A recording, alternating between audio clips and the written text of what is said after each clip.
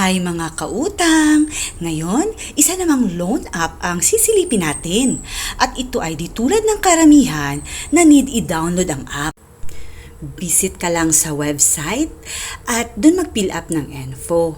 At ang kagandahan nito ay di masyado naghihingi ng access sa mga info ng phone natin, kaya wala yung maraming allow-allow like access to contacts at phone usage. At one valid ID lang din. At legit na malaki ang offer kahit sa first loan. At kahit may bad credit history ka, no rejection dito. Sa akin, 10K yung suggested amount at 12 months to pay. So parang ang ganda ng offer. Pero tika lang mga kautang. Parang nagpalpitate ako ulit sa mga more details. After 14 days pala, magbabayad na. Pay minimum or repay full. May ganun din naman. Pero ang dami at laki ng mga fees. Like interest 600, processing fee 900, at ang pinakamalupit ay ang 4,165 na borrower's advantage package.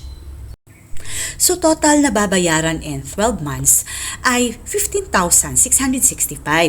Pero yung 10K ay matatanggap naman in full. So siguro may idea na kayo kung ano o sinong loan app ang tinutukoy ko. Malamang yung iba wala pa ring idea. Kaya tapusin nyo ang bidyong ito para sa full details. Ang tinutukoy ko para sa mga di pa aware ay si Finbro. So ano ba tong borrower's advantage package na to? Ba't napakalaki at halos kalahati ng loan amount? Package provides for the following rights. A, or number 1, debt cancellation in case of borrower's death or permanent disability. At marami pa daw mga benepisyo mga kautang. Hanggang J yun. Ito Basta, same sa loan insurance. Iniba lang ang pangalan. Sa palagay ko, mali yung borrower's advantage. Kasi, maging advantage lang siya if reasonable amount like kahit 10% na lang. Kung sa 10K, edi 1K lang. Pero almost 50%? San advantage doon? Diba? Kaya dapat ang tawag dito ay Lender's Take Advantage Package. Kasi tinitake advantage nila ang mga nangungutang. Kasi di ba kung minsan, kung matindi ang pangangailangan natin, bahala na. Ang importante, masolve ang problema sa kaisipin paano bayaran. Halimbawa, nagkasakit yung anak natin. Kapit tayo minsan sa patalim, dala ng matinding pangangailangan.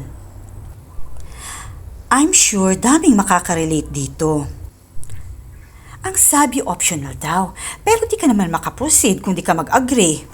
So sa opinion nyo mga kautang, dapat ba tayong mag-agree to proceed? I wanna hear your opinions and suggestions. Kaya please comment down below. Tunay nga nakakaiba itong utangan na to. Kasi so far, ito lang yung may insurance kunwari ang loan mo na sobrang laki at halos kalahati ng amount na uutangin mo. Kaya I wonder kung paano siya naging SIC registered.